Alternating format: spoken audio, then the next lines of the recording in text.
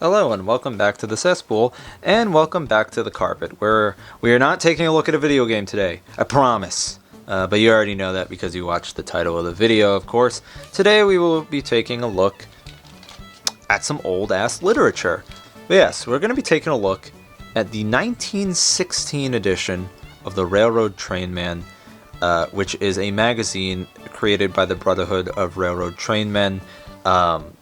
It talks mostly about railroad news, railroad industry articles, talking about wages and workers' comp and all kinds of business-related things that not the public, but people within the industry would really care about. Mostly workers, of course. Not. I don't think executives are exactly going to be reading this one unless it's regarding some of the actual news of the industry. Which there are a couple of interesting articles about that here, but a lot of it is just talking about the state of the industry for the common man.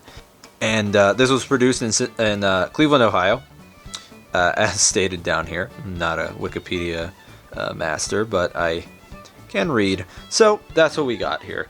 This is mostly going to be news from really the end of 1915 into the beginning of 1916, since this is the first edition of the year, of course.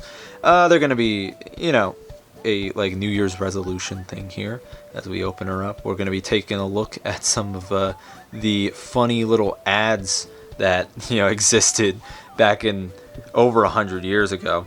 No money in advance, sensational bargains, and $1 per month, no interest, etc., etc. Mail this coupon to the Hartman, Furniture and Carpet Company at Wentworth Avenue in Chicago, Illinois, or headlight overalls. All this is stuff. $1.25 for a pair of overalls is crazy.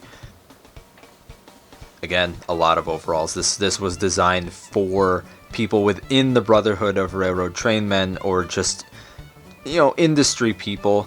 So it's all going to be, a lot of it is going to be for them rather than for the average person of the general public. Pianos is a little bit weird, but cigarettes, again, more overalls, malleable iron and steel for railway cars. I think anybody could use some of that.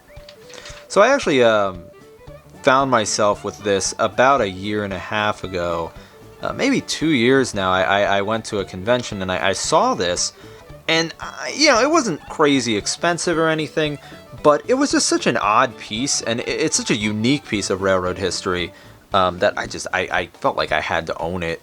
I don't know where it was found, and it's surprising that it's survived all these years in this kind of condition. But it is really fascinating to see this side of the railroad industry, see really how the workers perceived the industry, and how they got their news about it as well. Again, more overalls ads. New Year's resolution here. And here is where it begins. And this article in particular, the 8-hour workday, is by the vice president of the Brotherhood. That's a picture of Detroit over here. And it's a lot of text. Unlike modern magazines, not a lot of pictures. There are some talking about the Guatemalan railroads here. This is honestly probably one of the most interesting articles. Railroads of the Guatemalan Republic. Probably some pretty rare photos of Guatemalan railroads. Talking about their operations and their construction, of course. Different bridges, etc., etc. Track laying, all the fun stuff. So yeah, it's cool that you can see the different. Not only did they care about American railroads, they cared a little bit about across the world. And Central America is such a underappreciated part of the railroad world that it's cool that back in the day they did care a little bit more. Again, another article. A lot of these are just plenty of words. The Muckers, right up here. I believe this is by the Director, Department of Family Welfare, New York Association for Improving the Condition of the Poor, President, the New York City Board of Child Welfare. By, yes, this is William H. Matthews. So I'm sure if you look him up, you could find something. But he wrote an article in here about child welfare, or just the welfare of the public. And I assume that would relate to the industry, seeing how wages were at the time, how they stacked up, and the different companies. And I imagine construction as well, which they're talking about the New York City subways here, of course, being the New York City Welfare, Child Welfare Commission head. 4th Avenue subway, both express tracks and local tracks. The cut and cover design, which really only, I mean, it was most prominent in New York. I believe it did happen in other places, but, you know, most famously in New York. Again, lots of stuff. Here's Grand Central. It's a subway design they were planning on here. 7th Avenue subway up there. But I think everyone's kind of seen this picture, I'll be totally honest. Railroads and the People. Talking about public relations and the such. Causes of industrial unrest. Yeah, it's a lot of just articles. I'm just gonna skim through everything because, you know, I'm not here to read a book. But that is basically what it is. I mean, you want cold hard news? This is freaking cold hard news. This is your facts. This is everything right here. Then this was a monthly magazine. You get this bad boy every month. And I assume if you were in the Brotherhood, you get some kind of discount, or maybe it was a subscription or a mail order. I don't know a ton about this, and I don't know when it stopped or had originally started. Let's see what else we got here about at the middle of the book.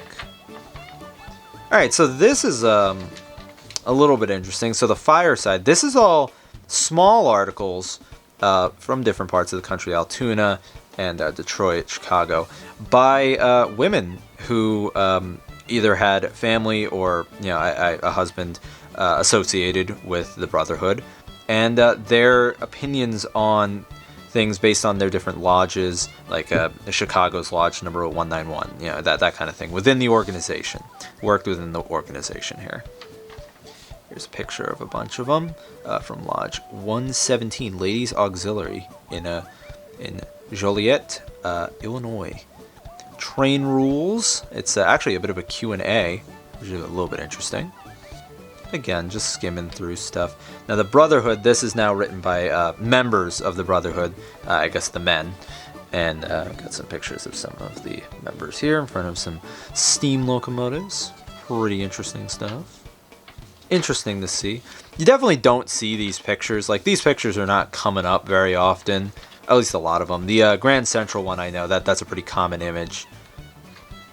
And these are all by, they're all small articles, you know, ways to help, another answer for a stand patter, all within these, you know, these kind of larger things. And they're all by different groups. Brother, and Switch Shanty Musings, and then just Detroit. That's a lot of, it's a lot of text. It really is like reading a book. They were not going for flashy back in the day. They were really just, all right, like, here we go. Missouri railroads granted freight and passenger increases back in at the end of 1915. Good for them. Yes, it is very specific. It's very just, okay, here's the cold hard facts.